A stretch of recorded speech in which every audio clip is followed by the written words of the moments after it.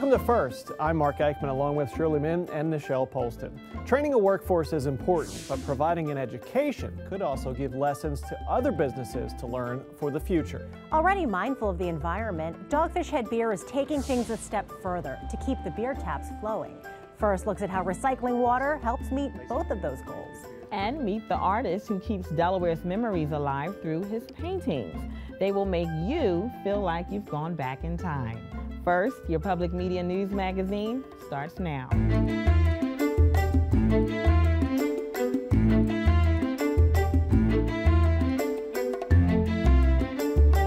When Amazon set up shop in Middletown a few years ago, it was hoped that it could make an impact on employment in that town just below the canal. The company has done more than just provide jobs. It's helped educate a workforce for what it hopes will be years to come. First Look reports on that idea of education for a workforce that's happening in other Delaware companies as well.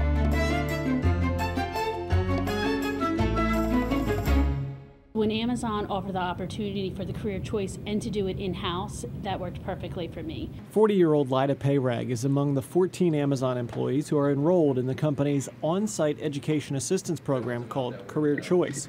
The Middletown resident has been with the company for 18 years. She says this opportunity means more to her than just enhancing her skill sets. I'm a big advocate of owning your development. So I wanted to constantly be an example for my children to go to school and improve yourself. Amazon's Middletown program is a new initiative that brings the classroom to the students. 35-year-old Alicia Nichols didn't think twice about signing up. It's awesome because I work Wednesdays and Thursdays. We have class Wednesdays and Thursday nights. So I can work my whole shift and then I walk right down here. Amazon partnered with Delaware Technical Community College. With Amazon, the goal was to create opportunities for some of their associates to get upskilled, to look for maybe a new career path track. And so we created several programs that met their needs here on site. Education assistance programs are attractive employee benefits. Experts say companies that offer such benefits show they value their employees and want to invest in them. UPS's Roxanne Allen says the package delivery company understands how education plays a role in helping to better prepare workers for the jobs of the future. UPS values education.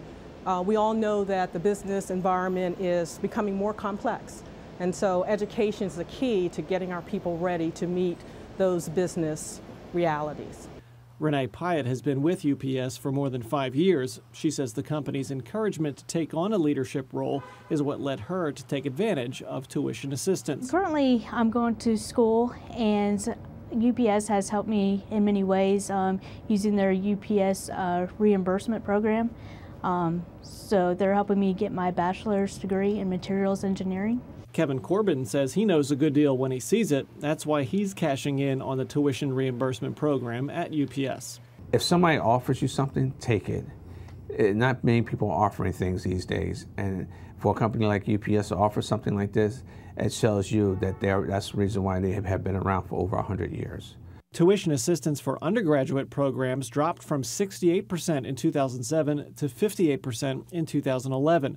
Tuition assistance for graduate programs dropped from 65% in 2007 to 54% in 2011.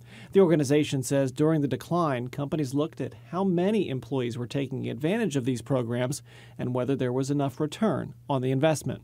WSFS, which just celebrated its 183rd anniversary, understands ROI. The community bank saw investing in its employees as an asset to its bottom line, so eliminating tuition assistance never got a second thought. We do invest highly in our associates, and we do give them the opportunity for education reimbursement and moving throughout the bank, so we did not even consider that an option. That's a good thing for Devin Almeida. The Hockessin resident is currently working on an advanced degree at Wilmington University. I am almost done. I finished in a week of my MBA program. So I was just looking to take every bit of information I could to help advance here at the company. Job advancement is one of the top motivators for some employees who go to school on the company's dime. Amazon's general manager says that is the goal of its Career Choice program. It's a great benefit to our associates, and it's really a way for them to advance their careers here, or if they choose to advance their skills in other fields, it's a great way for them to pursue those career opportunities as well. The Society for Human Resources Management says all employees should consider the education assistance programs, even those who already have degrees. They stress that learning is really a lifetime venture. But in spite of that, why do employees with degrees avoid these types of programs? Well, SHRM says those workers think that they need more professional development rather than these courses. But as you heard in our story, our workforce is changing, and these types of undergrad and graduate courses offered by employees may just be what some workers need to be prepared for those changes. Their studies show that younger employees were more likely to report paid training as a contributor to their job satisfaction than older workers, and that may be an indication that workers from, say, Generation X may be more aware of the changing nature of our jobs these days than, say, workers in the baby boomer generation. Okay, thank you so much, Mark, and you can learn more about this story on our website, newsworks.org/Delaware. Well, moving on to the microbrewery industry. Dogfish Head Craft Brewery in Milton needs a lot of water to make beer. We're talking hundreds of thousands of gallons of water a day.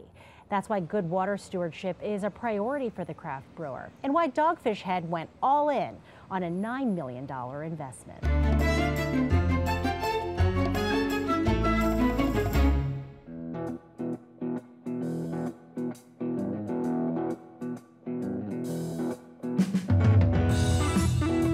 Beer is big business in Milton, where Dogfish Head is headquartered. This year, the craft brewery is on pace to churn out 250,000 barrels. That's a lot of beer and a lot of water pulled from its well.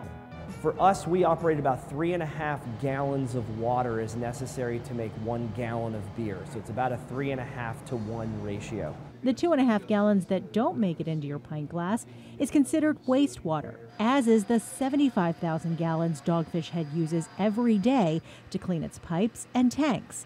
Cleanliness equals tastiness. After we've stripped out the starch, converted it to sugar, and made beer, we have all that leftover agricultural material in our waste streams, and that's what we call wastewater. It's not what people think of at home. You know, number one, number two, going down the drain. This is agricultural products. The way it works now, tanker trucks haul all of that wastewater to local farms at least 10 times a day. The grass loves it, but Dogfish can't get rid of it if it's raining. Those are the state's rules. It's kind of like the human body. At some point, the body will break down if it can't get rid of its waste products. In other words, the brewery has to shut down, and that means no beer. And no beer means no money. That's why Dogfish Head poured $9 million into an on-site facility it hopes will allow it to clean and reuse its wastewater. So this will help us reduce the amount of water significantly that we can pull from the well.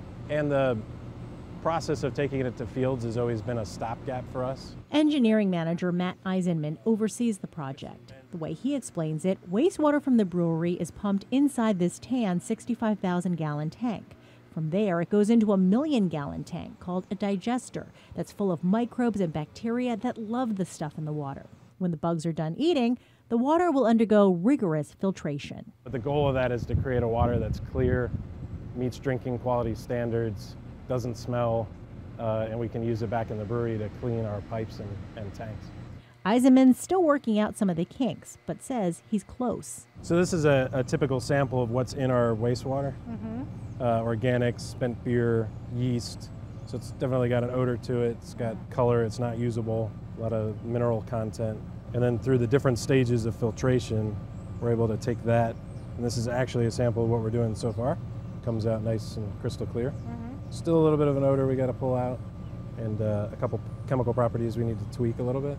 While he's tweaking, Dogfish Head is saving money on its electric bills, thanks to all those little critters inside the digester. And it gives off, just like humans when they have too many beans, it gives off methane gas. So we're able to take that methane and capture it, run it through an engine, and create power from it. And we'll generate about 40% of our annual electricity needs off of just the waste gases from the bugs eating the material. It's always great when good business practices lines up with good environmental, and one doesn't have to be at the expense of the other. When it's a win-win there, it's fantastic. Converting the wastewater into usable water is a first for craft brewing, so there's a lot of interest within the industry because it could be a real game changer. Eisenman is optimistic things will be up and running by November, and once that happens, CEO Nick Benz says Dogfish Head could double in size to make at least 500,000 barrels of beer a year. Coming up on First, a technology update from the University of Delaware that goes by the name of shear thickening fluid. Recognize these long ago images of Delaware? First Experience meets the artist who keeps those memories alive through his art. Researchers at the University of Delaware are excited about a material they call shear thickening fluid. This geeky sounding name could have a major impact on the next generation of body armor. Todd Bookman of WHYY's Health and Science Desk and The Pulse has the story.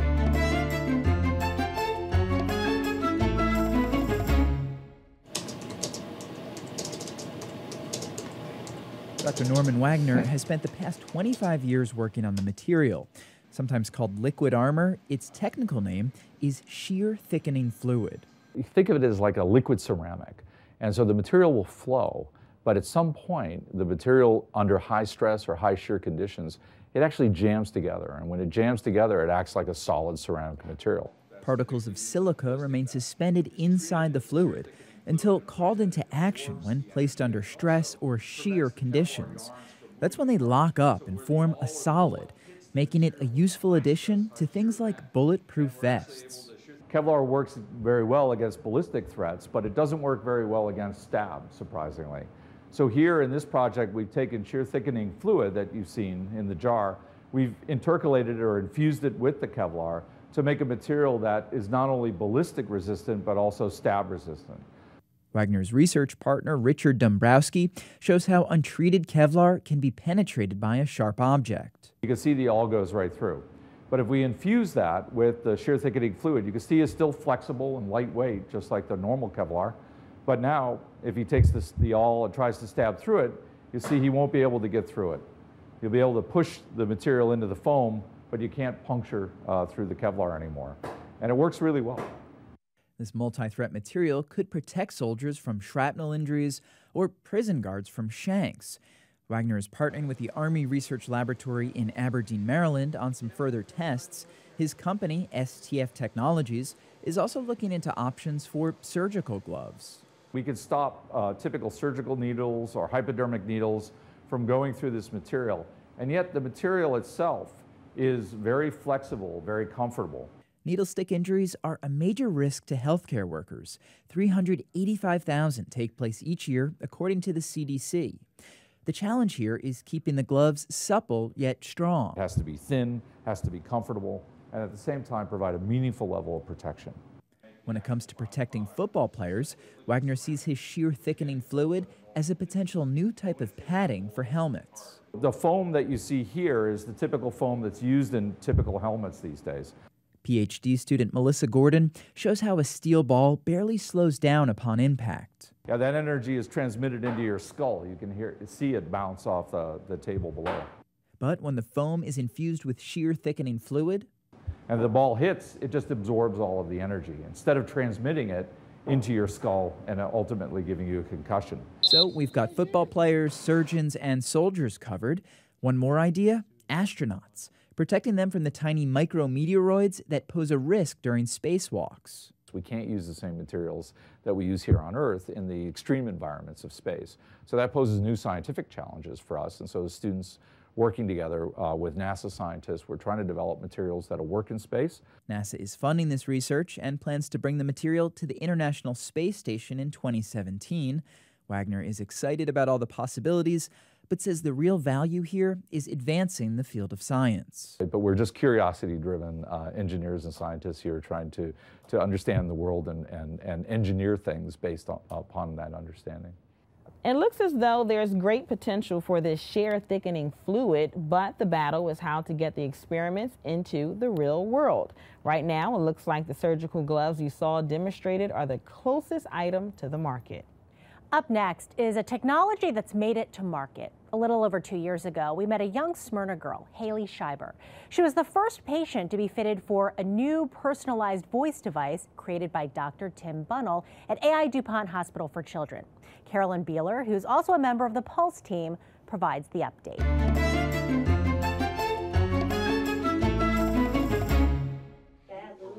Haley is 18 years old now, and she is still using the new personalized voice she got 2 years ago. It's been wonderful for her.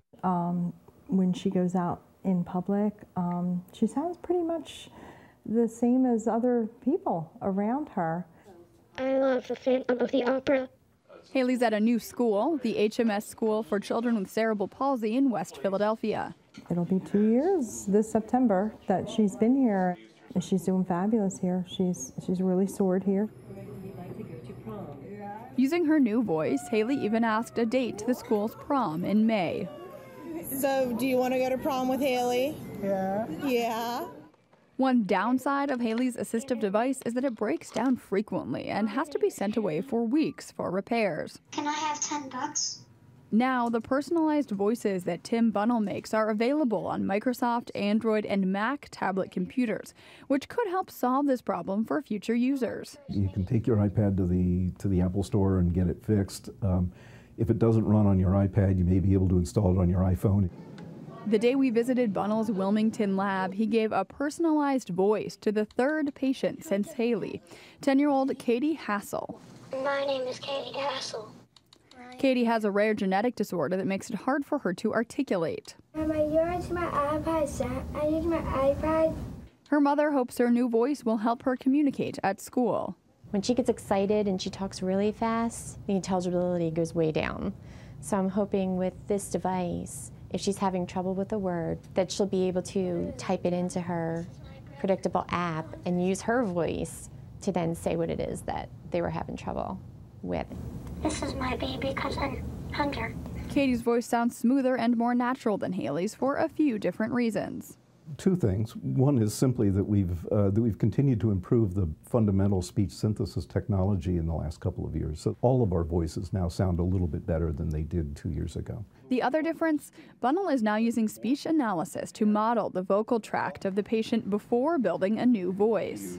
Unlike what we did with Haley, we have now created recordings that sound like the target speaker before we ever start the process of converting them into a synthetic voice. Bunnell used samples of Katie's brother's speech, then modeled what his voice would sound like coming out of a shorter vocal tract. It's not the Siri voice, that all the kids are used to hearing. It's not that stock voice, it's her. So I think that's really cool. There have been only 4 new patients given the same type of voice device since Haley first received hers 2 years ago.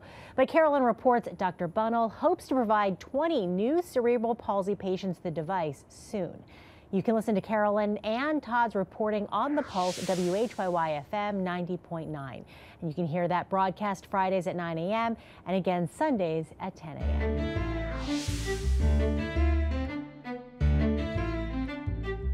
The death of Uncle Doopy on this week's State of Play. We're joined by Stephanie Hansen of the law firm of Young, Conaway, Stargett and Taylor, and a former Newcastle County Council president. With her is Michael Stafford. He's an attorney, columnist, and occasional MSNBC contributor. Uncle Doopy. Years ago, that's how employees referred to the DuPont company, confident that the company would be there to offer good jobs for their entire careers. Now, Ellen Kullman is out as CEO, and we're a long way from Uncle Doopy. I guess generally corporations don't really operate the way DuPont once did, and certainly the DuPont company doesn't operate the way it did before here in Delaware. So what does Ellen Kullman leaving as CEO suddenly mean for the company? Well, I think it underscores the instability, which is a real concern. It was a surprise to everyone. Still, there is a lot of information that's lacking as to, well, what happened and why. And, I think being from Seaford, the former nylon capital of the world, right. I have direct experience as to what happens when DuPont leaves. And it's not good. It's going to leave a big hole when when they leave. I mean, things are looking very unstable right now. You keep reading about they're trying to sell the Hotel DuPont, you know, the whole change to Chemours. It's very unpredictable and unstable right now. It doesn't give anyone a sense, and shouldn't give anyone a false sense of security. And when we look at, you know, as you said in your opening remarks, the stability, the career stability that employers like DuPont used to provide, GE, GM, that's gone. That's not the model anymore in the economy. The model we're all operating under is precarity. And you can expect, if you're a young person coming out of college in Delaware, anywhere else, you can expect to have multiple employers and probably a period or two of unemployment. And maybe even going back to school to get retraining. That's the model we're in. So that kind of firm, solid, stable foundation that anchor employers like DuPont used to provide is just not there anymore. Right. So the big question then, does the company get split up? It seems like that was the big nugget in the proxy fight with Nelson Peltz earlier this year, which was fended off after a very vigorous campaign. Is DuPont going to be split? Everything is so up in the air right now, and I think even they don't know. I don't think that there would be if you were to listen to what they're saying, which is not a whole lot right now, even they aren't very sure of where they're going. Is part of the kind of panic over what will happen because of the way that this announcement came down several weeks ago, that there was no sort of succession in place, that for the head of a multi-billion-dollar company not to really announce a plan for the future when the CEO leaves. Absolutely. Absolutely. I mean, it's that public piece of the iceberg up above the ocean, and it hints at greater instability and chaos below. It absolutely does. And what that means for Wilmington is something that's really unknown, and it's really scary right now, because you know they employ hundreds of people right in the downtown area. When those people leave or start to filter off, it's going to expose holes in the whole fabric of downtown that I don't know that the city is prepared to step up and fill.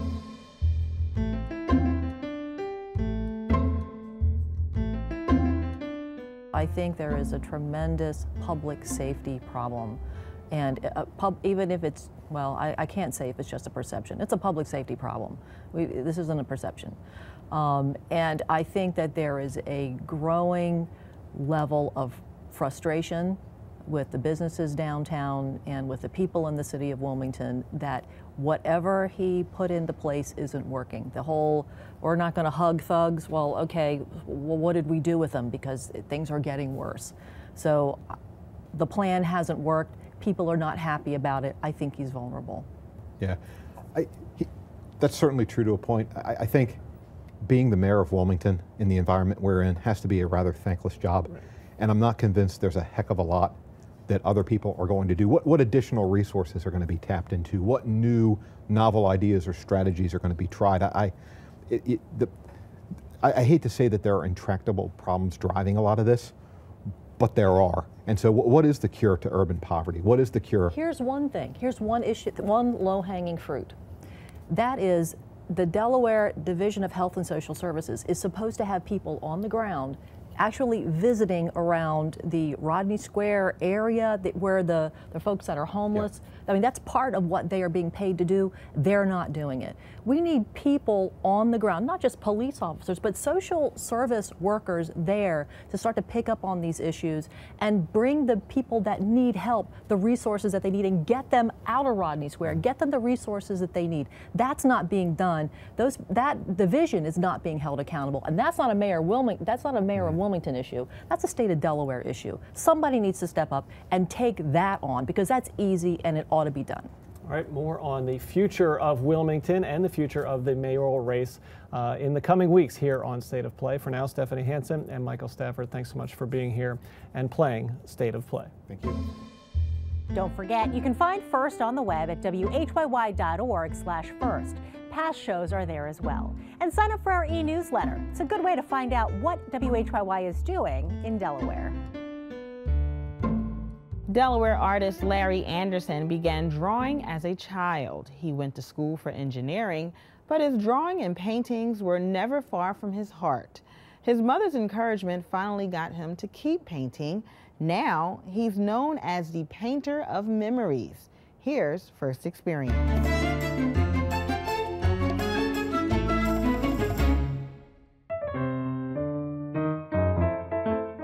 coined the painter of memories. What I try to do is make people smile with my art.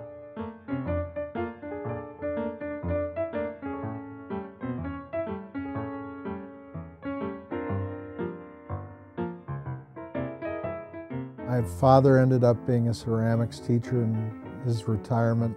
My mother was a fashion designer and art teacher. They were a big influence. For toys, my father would bring home a tablet of paper and a pencil, and I'd just sit for hours and lose myself in the day. Drawing, mostly automobiles. It's fun to come down to the studio. You're just involved between the painting and the paint, and the painting and the paint.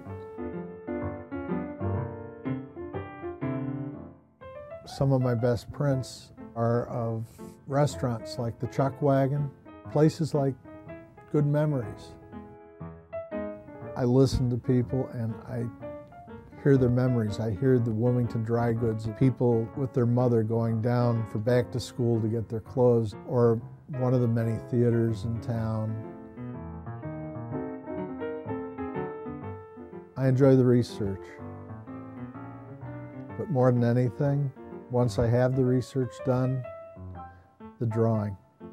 Once you're looking at a blank page and you have a concept in your mind, putting it on paper, you just lose yourself. In honor of my mother begging me to paint all those years, I put a cross, a white cross in the painting, and hide it, encrypt it in the painting in her honor. People actually come up at shows, or there are children that come up and just start looking until they find it. And they say, "There it is, Mommy." I almost have an endless supply in this little 12-mile wide state of cool stuff to paint. I really thrive off of the feeling of other people. It's hard to describe, but when you see people smile, it may not be your memory, but it actually has become my memory, and to share it is really sort of cool. You can visit Larry at the Hockessin Fall Classic the weekend of October 30th. You can check out the progress on Larry's latest work through his blog. Go to LarryAnderson.com for more information. And next week on First, we take a look at the Delaware Art Museum and its financial footing. What impact has sanctions had against that institution? And we speak with former Delaware Congressman Tom Evans about his groundbreaking legislation to save the national coastline. A moderate Republican, we could ask him what he thinks of his party today. Well, that is First for this week. We thank you for watching. For Nichelle Polston and Mark Eichman, I'm Shirley Min. Have a great week.